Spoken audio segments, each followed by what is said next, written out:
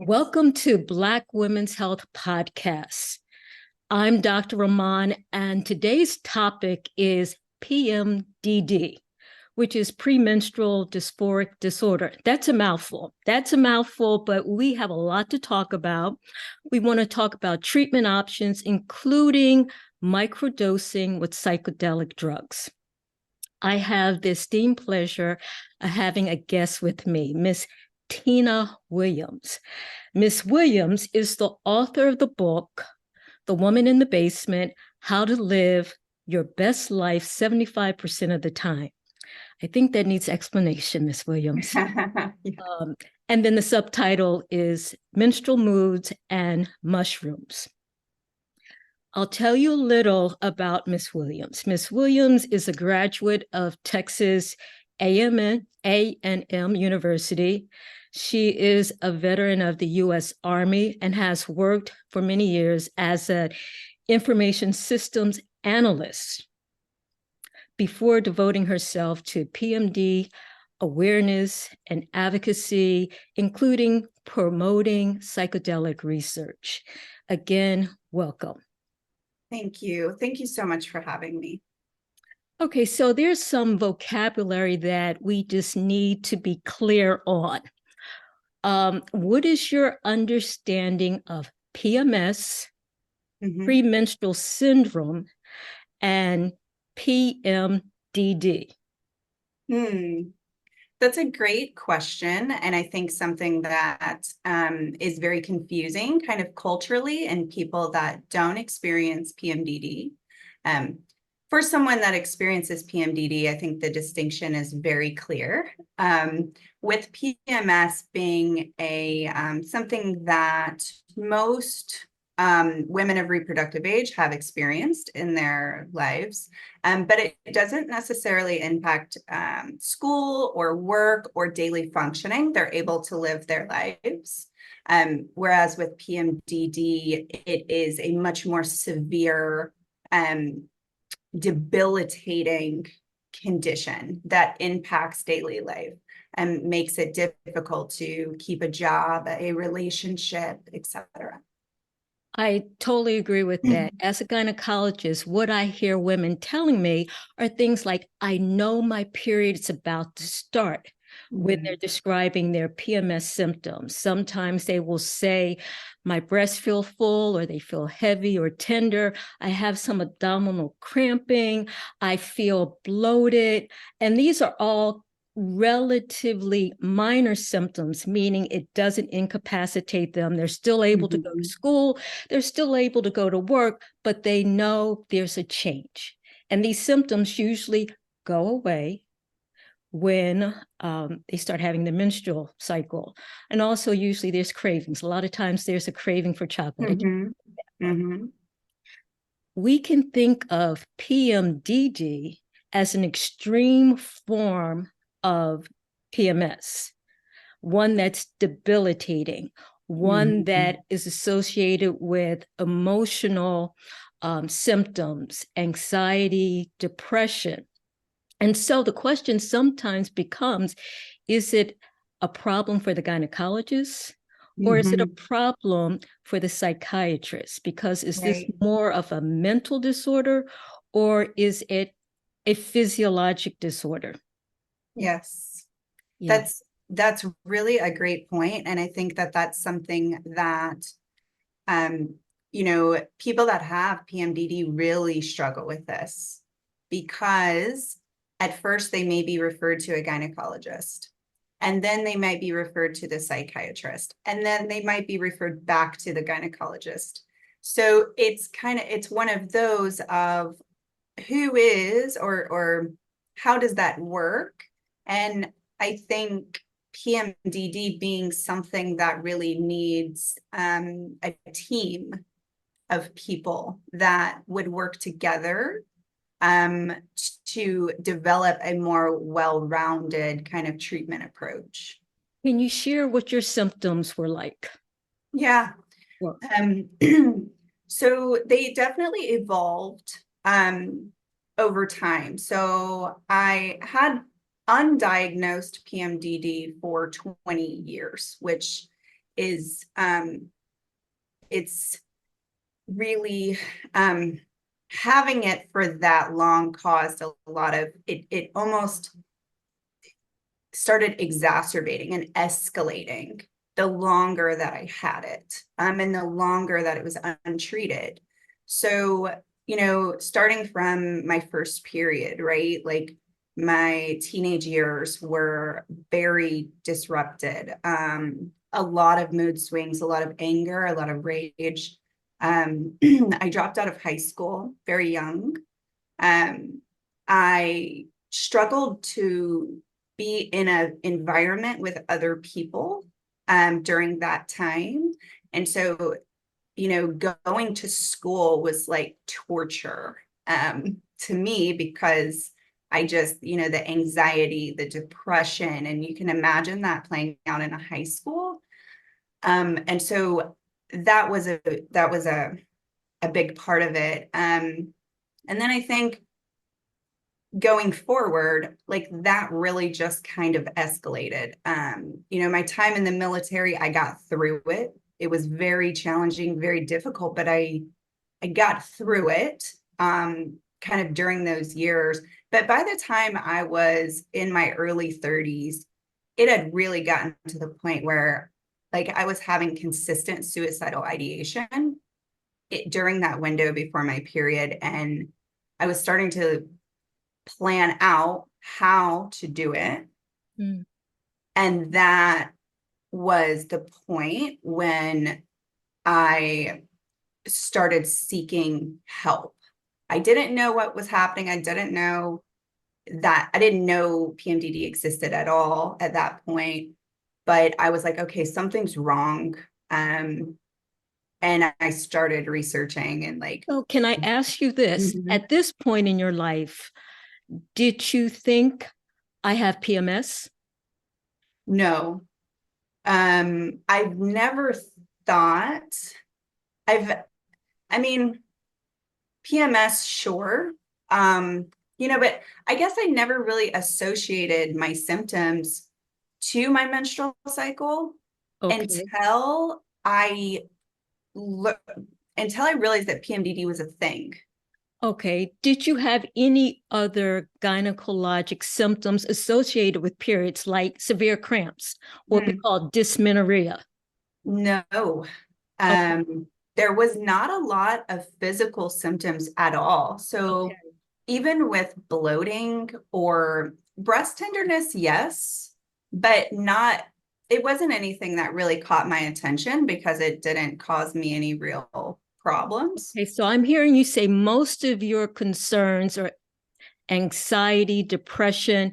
These were Yeah. all mental. Yes, absolutely. These were emotions, strong emotions to the point of everything in my life needs to change right now. Mm-hmm. It's my job. I have to switch jobs. Mm-hmm. It's my relationship. I have to get out of my relationship. It was that emotional turmoil that I was feeling that was causing the distress. But it's so weird with PMDD because the luteal phase is 2 weeks, roughly 2 weeks Yes. before menstruation. So it's really difficult to pick up on that pattern. Before we go too deep, I think I should pause and try to Mhm. explain some background physiology so that Yeah. we're all on the same page. At about the age of 12, most girls start menstruating. And what that means is that they will ovulate once a month. And ovulation is the process where one egg is released from the ovary into the fallopian tube. This release of the egg is ovulation. That egg is then in the fallopian tube, and if it is fertilized by sperm, um, that fertilized egg can then travel into the uterus, implant, grow. 40 weeks later, we can have a live birth. If that egg is not fertilized after ovulation, it essentially dies, it gets reabsorbed, and the lining, which had been building within the uterus, gets shed. And that's the menstrual cycle. So in a female that has a 28-day cycle, mid-cycle, around day 14 is when she ovulates. 2 weeks later, if that egg has not been fertilized, she'll have a menstrual cycle. That period after ovulation and before menstruation is called the luteal phase. It occurs after ovulation. And so the symptoms of PMS and PMDD, which we are saying is essentially a severe extreme form of PMS, occurs in the luteal phase or in the second half of a menstrual cycle. And so what's interesting is that all of those terrible symptoms pretty much go away. They absolutely go away with the onset of the menstrual cycle. They don't happen in the first half of the cycle, but they tend to recur once she's ovulated and is now in the luteal phase of her cycle. Okay, so how did you make this connection? Yeah, so it was interesting because, I've never been one to track my periods before, because other than, outside of PMDD, which I didn't know about, but I had no problems with my periods, right? So I didn't have heavy periods. I didn't have a lot of cramping. So it just was a thing that happened, and that was okay. Right. But I didn't pay a lot of attention to it. And so when I was like really being serious about my mental health problems, I started doing a lot of research, and I was like, okay, this is what I'm experiencing. So what does this look like? Right. So I went out and I was like, major depression? No, because it's not consistent. Right. PTSD, I was screened for when I got out of the military, and I didn't meet the diagnostic criteria for PTSD. So I was like, that's not it. And I just kept going, and I was interviewing my friends, because I felt like that helps to get objective feedback from people around me. And one of my friends said something that really put me on a different path. She was like, it's like you're a completely different person sometimes. It's like everything is smooth sailing, everything is great, and then you just blow everything up. So let me just pause. So not only do you feel terrible, others around you notice a difference. Absolutely. Absolutely. And so working with my friend in that regard was very helpful, because that's when I started looking at, I was like, okay, my symptoms are cyclical. And then what does that look like? And then that's how I came across PMDD. I wasn't convinced at first. I wanted to make sure. So I started tracking my symptoms. And I did it, I was able to do it in reverse for like the previous 2 months, because I was like, I knew when I had a big fight with my partner that was not necessary. Like I knew when that happened. So I was able to look at the calendar and say, oh, this is a pattern that is correlated to my menstrual cycle. And so that's how that really came out too. Sounds like it was a self-diagnosis. Yes. Is this because you felt as though the medical profession wasn't addressing your issue, or you didn't have confidence in them? Yeah, so I think that it probably speaks to my nature. I have worked as an analyst for a long time. I am very interested in researching and understanding things. And so I felt that this was all happening prior to seeking help. The reason is because I wanted to understand what was going on with me, or I wanted to get a good understanding of what it even was. Mm-hmm. Um, because then, considering like PMDD, I was like, oh, okay, I need to make an appointment with the gynecologist, right? Mm-hmm. So that's how it kind of played out. It was me trying to understand first and then seeking help. Okay, so you go to the gynecologist with the presumed diagnosis of Mhm. PMDD. Mhm. And was it confirmed? Yes. So I brought the calendar to the doctor. We talked. I, went over my symptoms.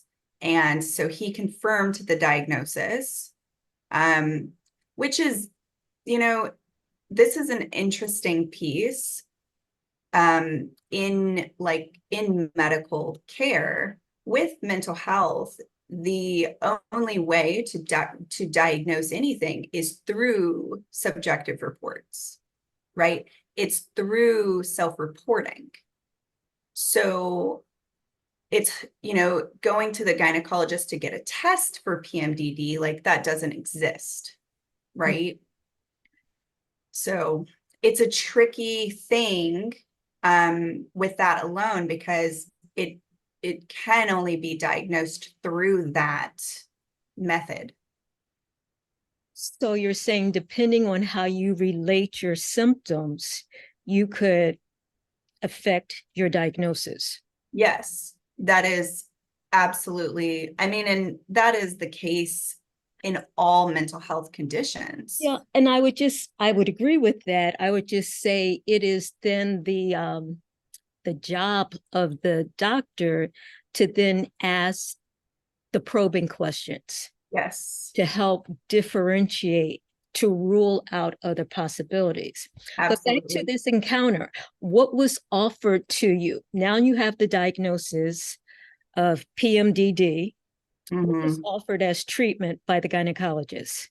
Yes. So they wanted to start out with birth control, um, which is a commonly prescribed treatment option for this, and then followed up with offering a prescription for antidepressants. At the same time? If I remember correctly, and I could be off, but I Mm-hmm. believe that he he wanted to start with birth control first, Mm-hmm. give that a couple of months to see if it helped, and then if that wasn't working, then moving to antidepressants, I believe. And that's very typical. And I Mhm. just want to back up and explain the rationale behind the use of birth control pills in this scenario. Mhm.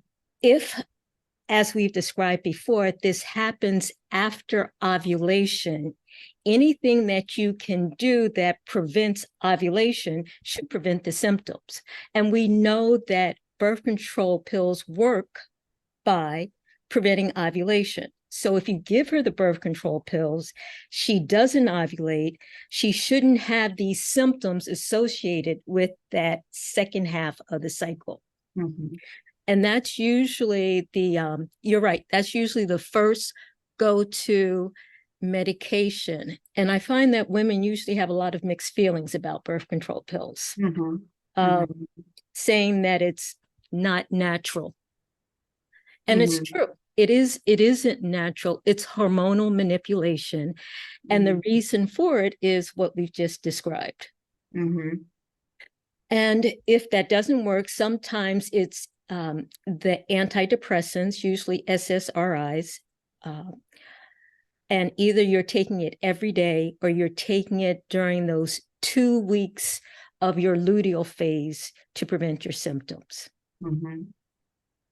Didn't work?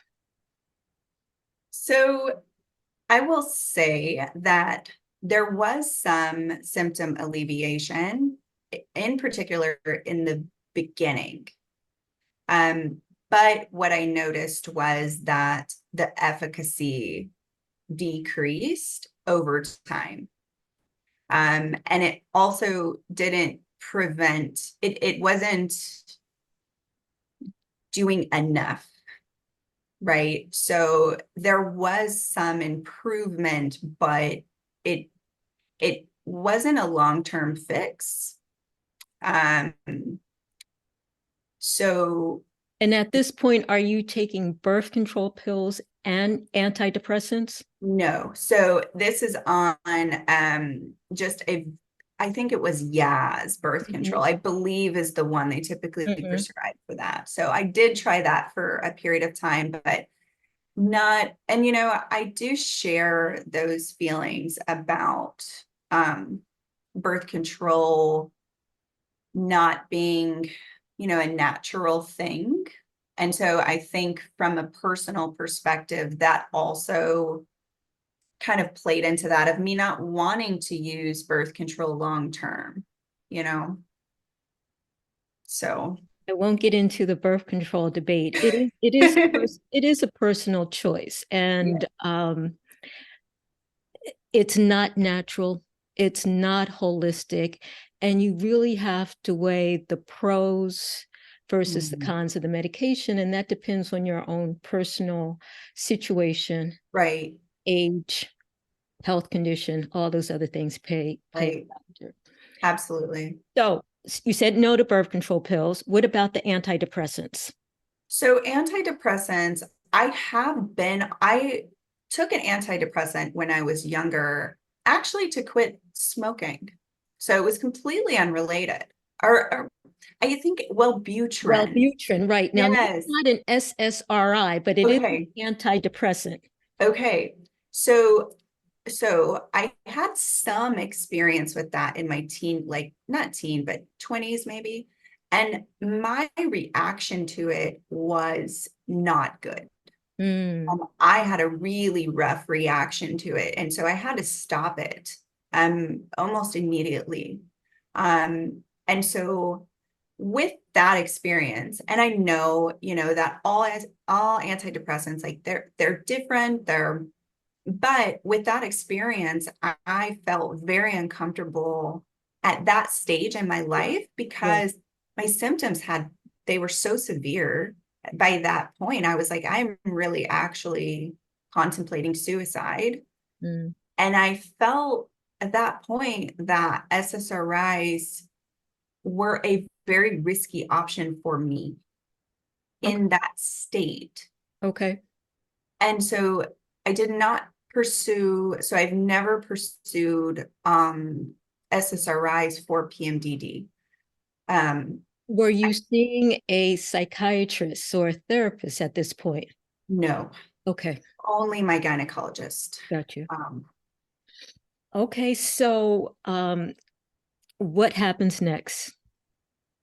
yeah, so I think that I very much felt like I was at a breaking point, um, of like, I can't live like this anymore. And so I started doing research and I was, just looking like, what are the alternatives to SSRIs? Like, what other options do I have? And I came across psychedelic research in particular, major depression, and then also PTSD. And so I was looking at that and I was like, the symptoms of these other mental health conditions it's like, I always think PMDD is like if major depression and PTSD had a baby and it only happened during the luteal phase. Um, it's, Okay. it's like that. And so I So was, I'm sorry, that's an interesting description. Are you trying to describe the intensity of the feelings? yes, I think the intensity of the feelings and then also the symptoms. Like the symptoms of major depression and PTSD are both within the PMDD diagnosis, right? So the suicidal ideation, right, being an important one. that like overly depressed mood, like you have a cloud on you, Mhm. like that's that major depression feeling, which, speaking like, I don't have experience with these other mental health conditions, but that is my understanding from the reading. Um, so yeah, I just was looking at it and I was like, this is very interesting. So I started going down that rabbit hole to understand why psychedelics would be useful in these other conditions. And that's really where it all started.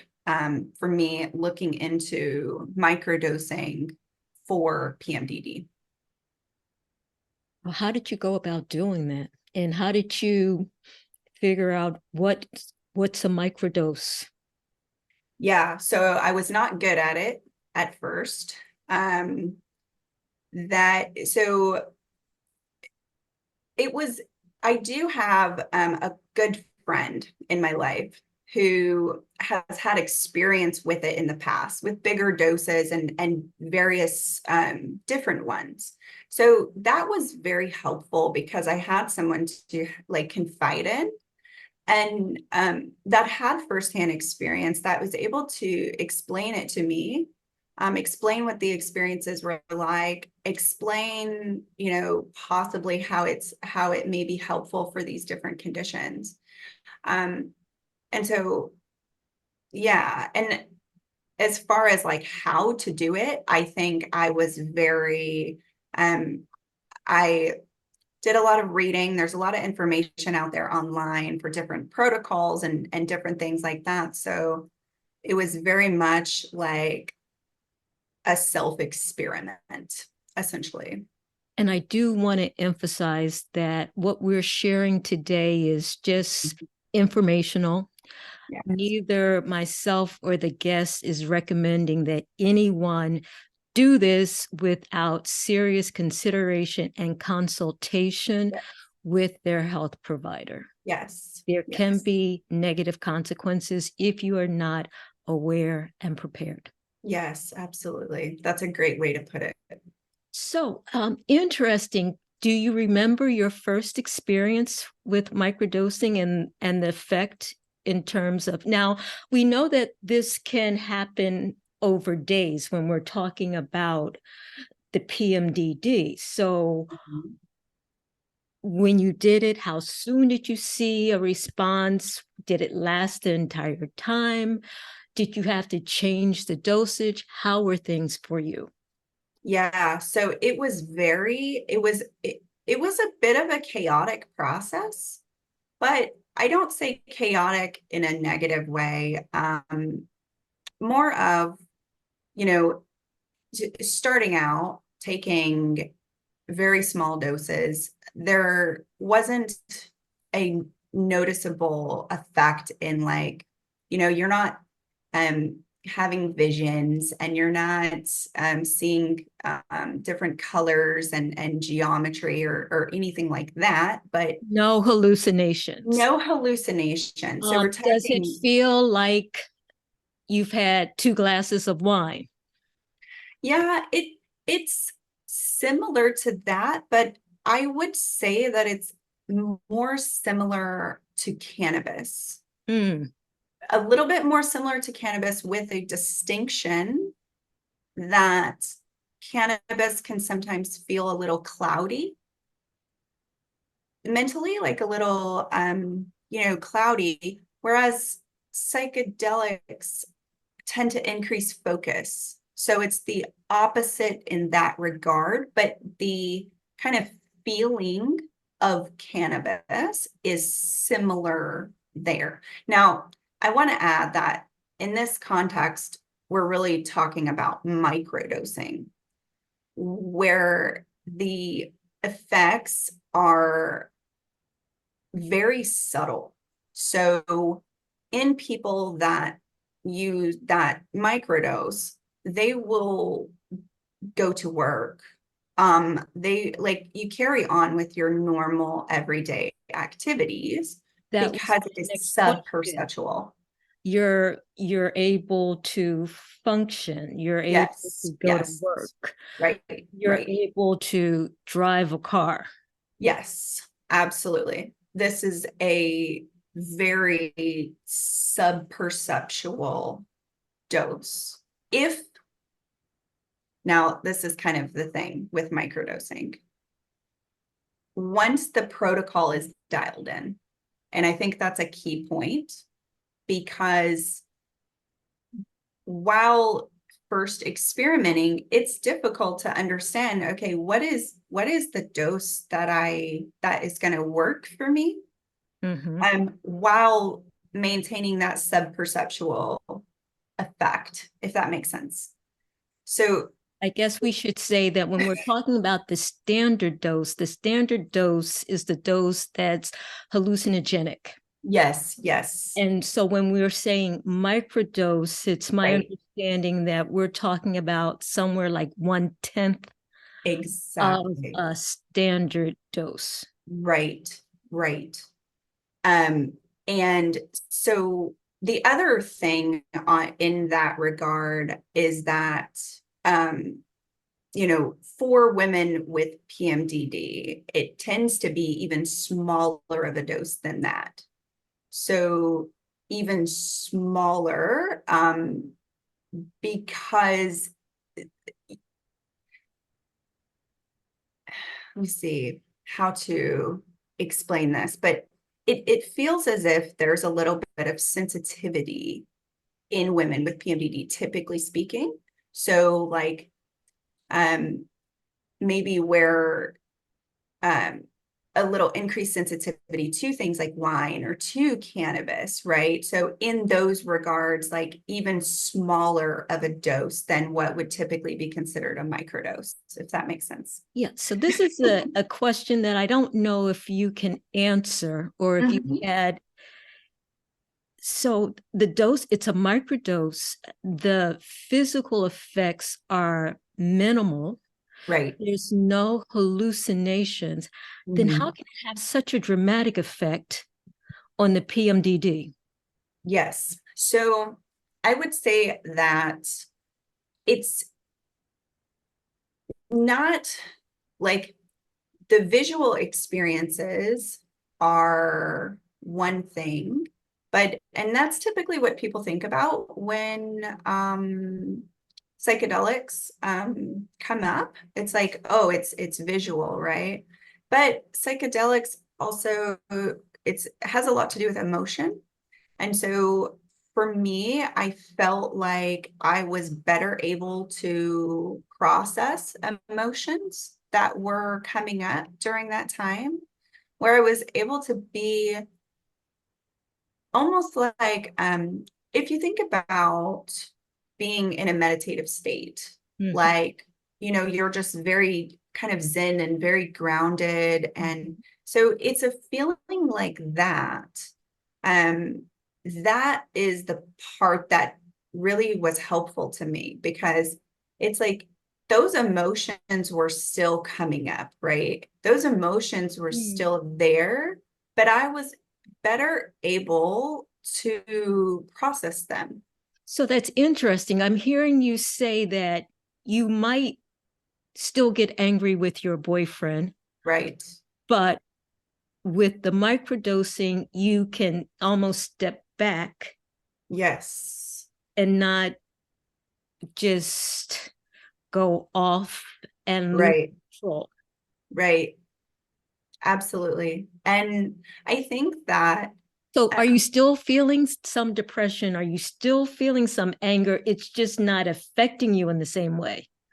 yeah, so depression, depression, not so much. I don't struggle with that. I mean, every once in a while, sure, everyone has, Sure, depressed days every once in a sure. while, but they're very different than in the past and they don't last long. Um, the anxiety is something that I'm still working through.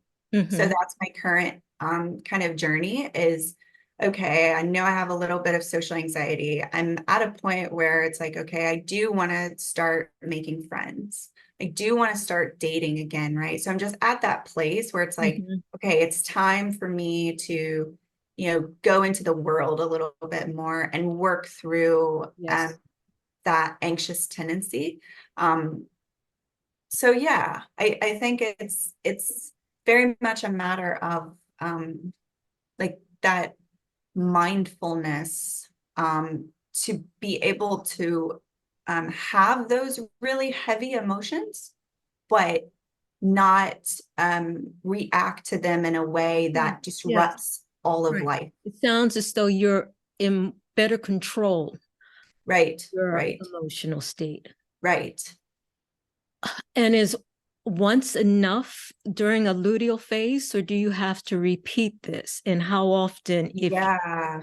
So that's a really good question. I think like to me, when I think of PMDD, like in my own experience, right? Like I had this for 20 years without treatment. And so that's something that I keep in mind of, you know, the experience of PMDD can be very traumatic. Just experiencing it every month. And so that's something that I always add into the conversation because in some people, let's say you've only been experiencing PMDD for a year, and let's say that, it's maybe not necessarily, you're not contemplating suicide, right? Like Mhm. it's a problem for you, but you're not quite there. It's not as severe. Mhm. Um, to me, in those cases, it may take less, right? But for someone like me that has had it for 20 years, like I really started to understand, oh, I need to be very gentle with myself because I'm unraveling and unpacking something that has been occurring for 2 decades. And so yeah, I think that gives it some context of like, yeah, this is still something that I'm working through. I Mhm. will say that my psychedelic use currently for me, I don't do it very often at all. That's I because you don't have the PMDD anymore? Well, it's the symptoms are much less severe, but I think it's also because psychedelics really helped me to become a much better meditator. Oh, So I'm really able, that very mindfulness, that place of mindfulness and that place of Zen that the mushrooms really introduced me to. I can go there in meditation. And I think that that is common amongst, people that use psychedelics. And so that's really been my personal that's interesting. So I'm experience. hearing you say that you've gotten to a point where you don't need it every month, Hmm. and you found yet another alternative meditation, which Yeah. is working equally well for you. Yes. And is it a goal not to need it, or it's not necessarily a goal? It's not necessarily a goal. I think I'm interested in more ceremonial settings now where it would be more of a gathering with friends, more of a communion. Mhm. So I'm interested in that, but that wouldn't occur, on a regular basis. So Sure, sure. Do you have, or did you have any experience with ketamine? And I should say that mm, in an upcoming podcast, there will be a doctor coming in and talking about the use of ketamine for PMDD. But have you had any experience with ketamine? yeah, so I have not had experience with ketamine, and I'm also not well read on ketamine, and so I'm interested in what your next guest has to say about that because there is um, a lot of, there's discussion on it. So it's kind of like that's where I'm going next with research, is digging into that and understanding it better. And do you have any concerns about the sources or how one, the problems associated with trying to procure Yeah. psychedelics? And I think Oregon may be the only state where there's a medicinal use for psychedelics. And outside of that, you are essentially outside of the law. Right, right. So Oregon, and I think they're currently open for business in Oregon, I believe, for like the healing centers there. And then Colorado will be next. They are setting up the framework and legislation now. Mhm. So yeah, it is. It's an interesting thing because there's so much research out on mental health and psychedelics, right? So there's a lot of discussion around it. Yes. So we have that part, while at the same time, they are controlled substances.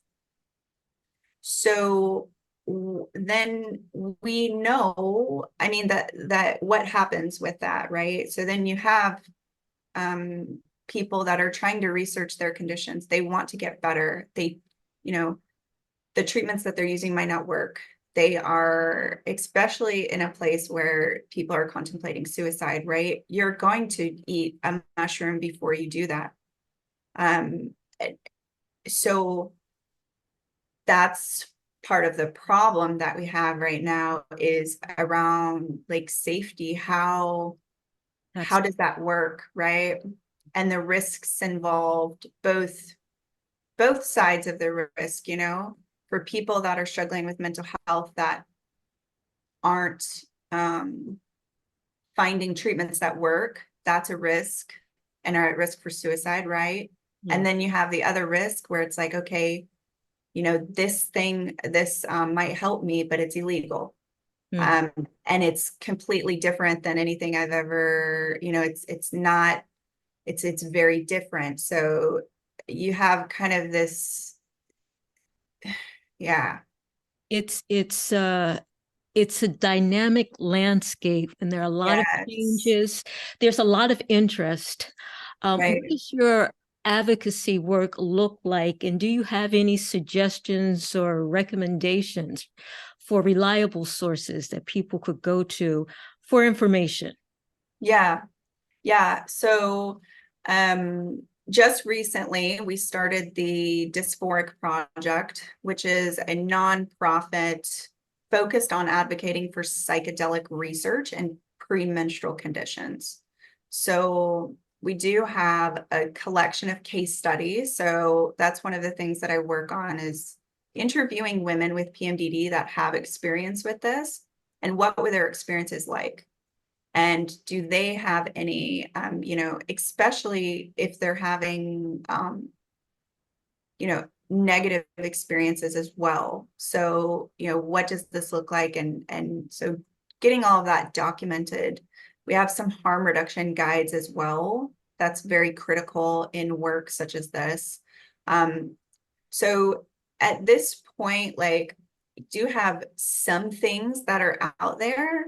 And the next stage is launching a peer support community, Hmm. which we're working on for January. Mm-hmm. Um, because then it's like, especially with PMDD, it's like talking to other people that have PMDD about this is probably a helpful source of information, because it's really a very unique condition. So I think having that extra support is important for that. I think you're right. In terms of prevalence, whereas PMS, the discomfort that Yeah, the majority of women feel, PMDD, I think the numbers are 3 to 8% of the yeah, female population. So right. it's not a large number. And I would imagine for the woman who's experiencing this, it's very isolating. Yes, yes. You said it exactly right.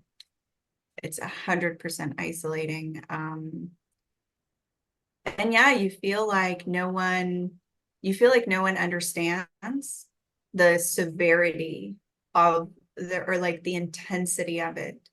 Um, and so it's I would even, imagine it would make you feel like I'm going crazy. yes, yes, like I'm going crazy and no one, it's like Do you I'm on realize fire.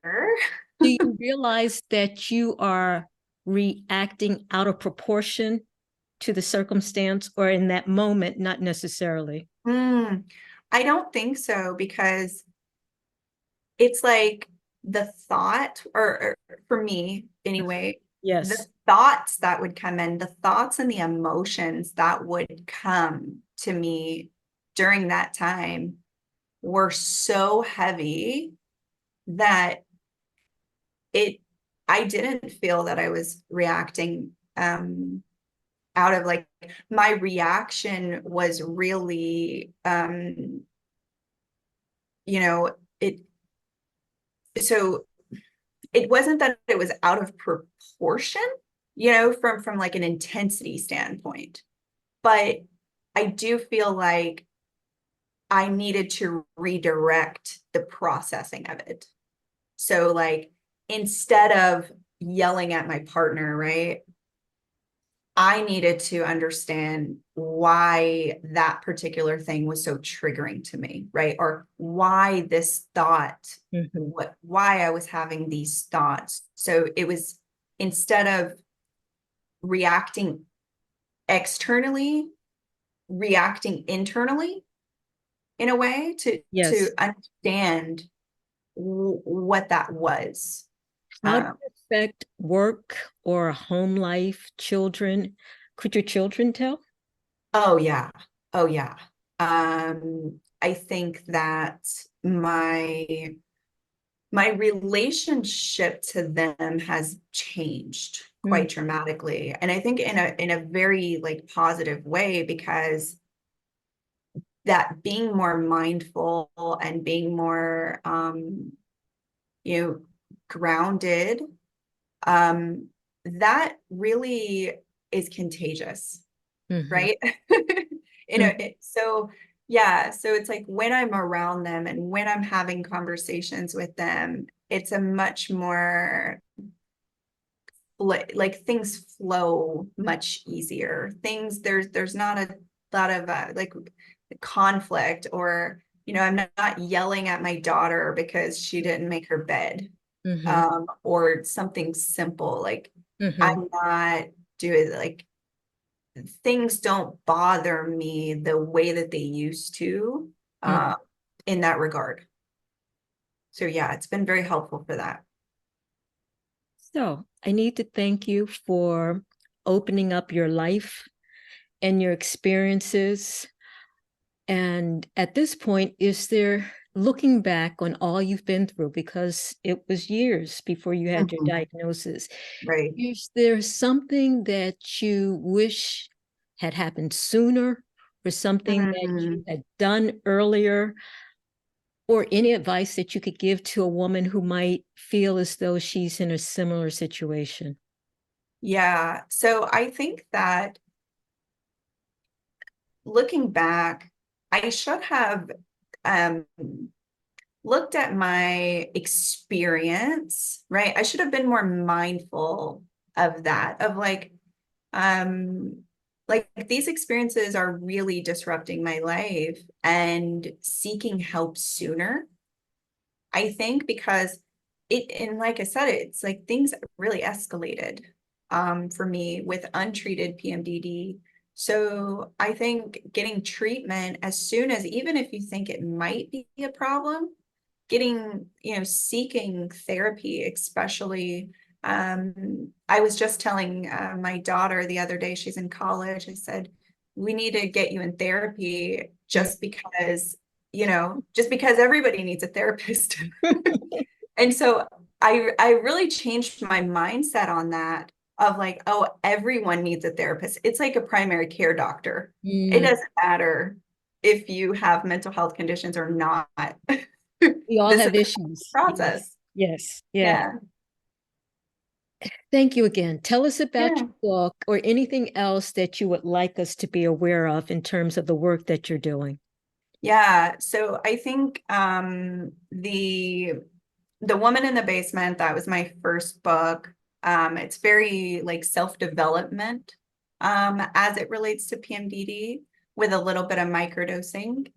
Um, and then the Dysphoric Project is the kind of evolution of that, of like, this is nonprofit work where we're really trying, we're getting organized. We are, partnering, and we are really trying to make a difference when it comes to research, because we need to understand more about safety in the female population.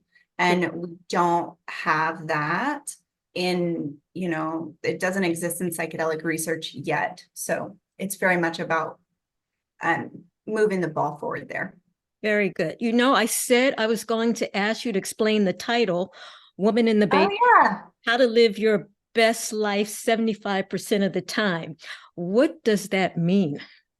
Yeah. So I really, it was very much like when I realized I had PMDD, I didn't know that I would ever get better, right? I didn't know what was going to happen there. So, yeah, so 75% of the time, that's 3 weeks of the month. So for me, I had symptoms for 1 week out of the month. Thankfully, I didn't have the full 2 weeks. So I was like, okay, I have 1 week, and we called it Hell Week. I was like, I have Hell Week. It's happening once a month. But the rest of the weeks, like, I'm free and I want to live my life, right? So I wanted to enjoy the rest of the time. And I think that also played into it, also helped me to improve Hell Week, Mm, because there's this cool thing: if you're having fun or if you're enjoying life, mm. right, then some other things might not feel as heavy, Mm. right? So yeah. All right. So now it's 75% plus. It's 75% plus. Yes, thankfully. Fantastic. It was a pleasure. It was a pleasure. Yes. I really Thank enjoyed you. speaking with you. Thank you so much. I appreciate you having me on. All right. Take care. You too. Bye. Bye. And yes, Black women experience PMDD. In fact, some say that it's worse in that many Black women feel as though because there's the stigma of being superwoman that they should endure even more without complaint. If you know of a Black woman that would like to talk about her experience, feel free to have her reach out to me at mail@drrahman.com. Mail, MAIL, at Dr. DoctorRahman.com. Mail@drrahman.com. We all have a story.